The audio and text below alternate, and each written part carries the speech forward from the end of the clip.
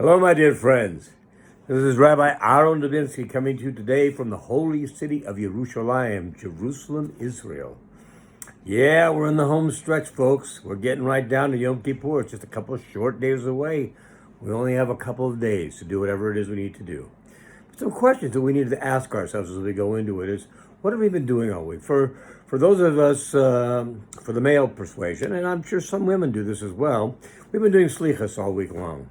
We just added about a half an hour onto every morning service that we do. And what do?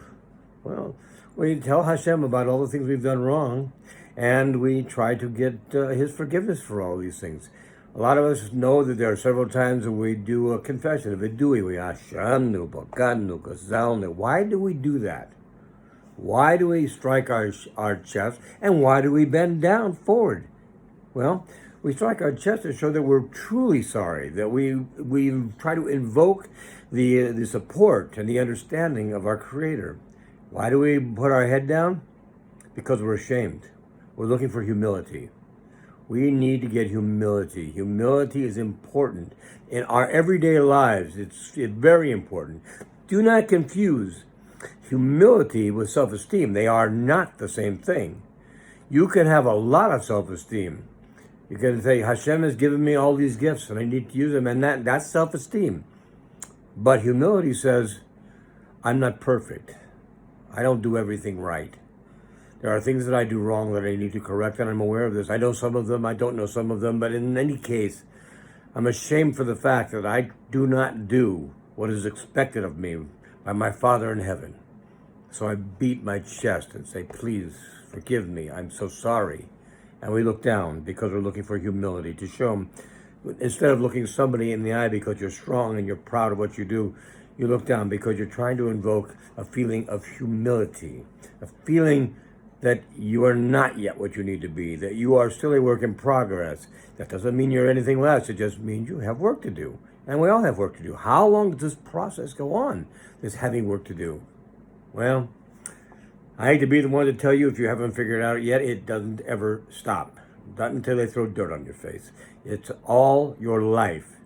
You're trying to become better than what you are. I do studying every day. Every day I learn Torah. Every day I learn Gemara. Every day I learn Likutei Moran, Likutei Tefillot, Likutei Halachos, Shulchan Aruch. Why do I do this? And when does it stop? I do this to get closer to my Creator, because even in the prayers we do, it tells us we need to keep learning Torah. When does it stop? Again, it doesn't. Not as long as you're breathing. As long as you're breathing, it does not stop. It's an everyday thing. It's 365 days a year. You know, some days it's only part of the day because it's a fast day, or you're not allowed to learn Torah because it's supposed to be a pleasure for you.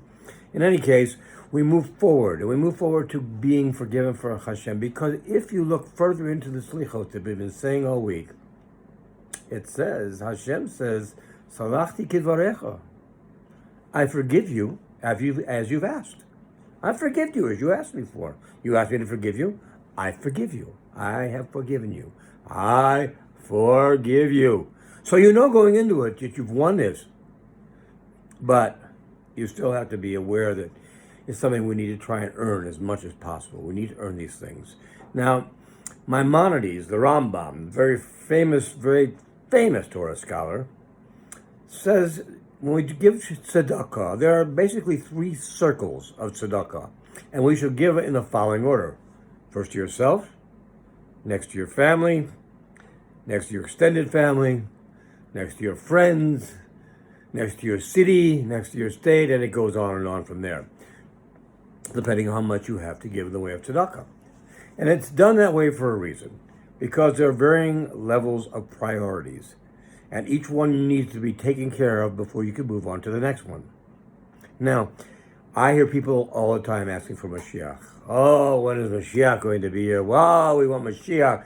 We need to have Mashiach. I want to have Mashiach. We need to have Mashiach here. And they want to do tikkun olam. They want to correct the world. And that's a noble thought. It truly is. But let's put this in perspective. Just like the circles of tzedakah, there are circles here as well. The first part is working on our own personal tikkun. Mine, yours, Everybody you know has a personal tikkun. There are things that we need to correct. That's part of why we're here on this planet. There are also something we have to do besides that, but there are corrections to be made. If we had no corrections to be made, first of all, we wouldn't be here. And second of all, if we were here, we wouldn't have to have free will. We need free will because free will gives us the ability to choose between the good and the bad.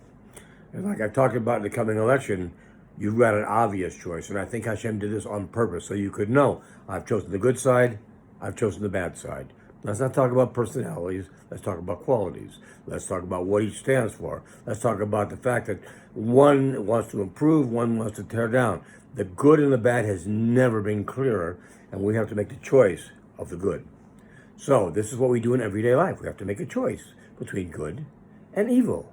And that's part of why we're here. But we have to start with us. We have to do our own personal redemption.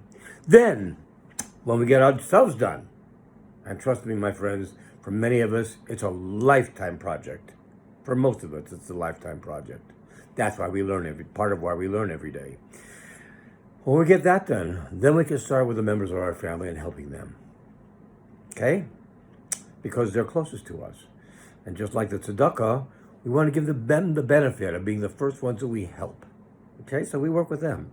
If you've already taken care of yourself and your family, God bless you, because that's an amazing thing that you've done. It's nearly impossible to do yourself, let alone yourself and your family. But if you are the person who has done that, if you are this magical person that can take care of all these things, then you can move on to the people in your city, to the people in your state, to the people in your country, to the people in your hemisphere, to the people of the world. Tikkun olam, the correction of the world. Then you can start working on it. But it has to come in order. You are in no position, none of us is any position to be working on changing the world until we've changed our part of the world. That's our first goal. We have a little space, this little area on this huge planet, and that needs to be taken care of first. We need to take care of making ourselves as clean as possible. We need to make ourselves the person that we are supposed to be. We need to do the corrections that are right for us.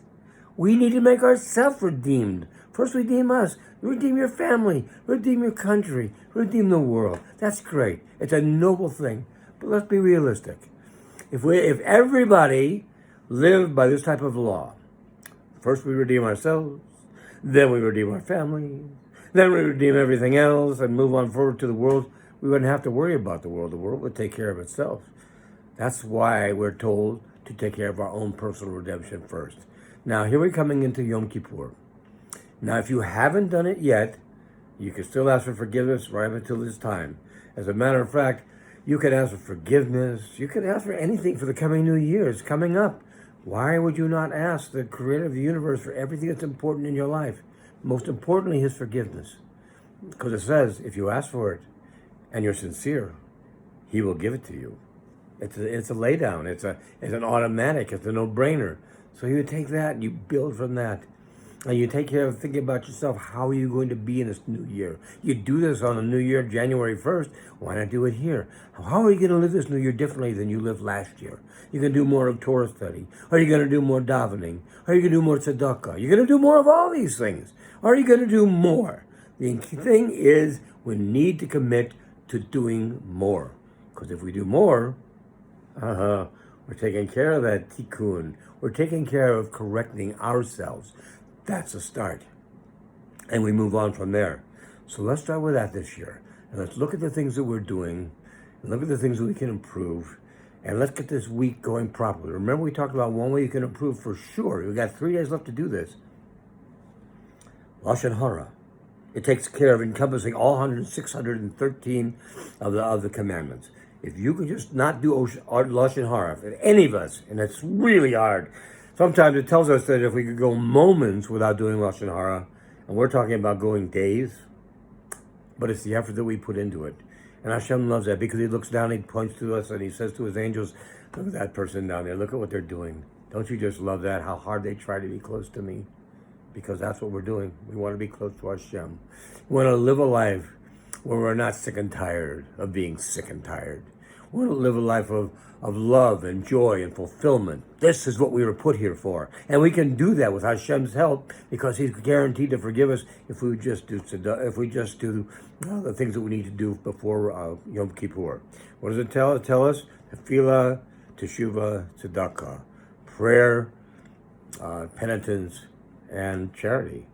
Let's do as much of this as we can until we get to the point of Yom Kippur where we're doing just what we need to do in shul. And if we do that, we will finish, Bezrat Hashem, our own personal correction and the correction of those around us. And that will bring on the complete redemption of the world, a tikkun olam. And we will see, I guarantee you, my friends, the coming of Moshiach Tzidkenu and the third Bet HaMikdash. B'mheira v'yameinu.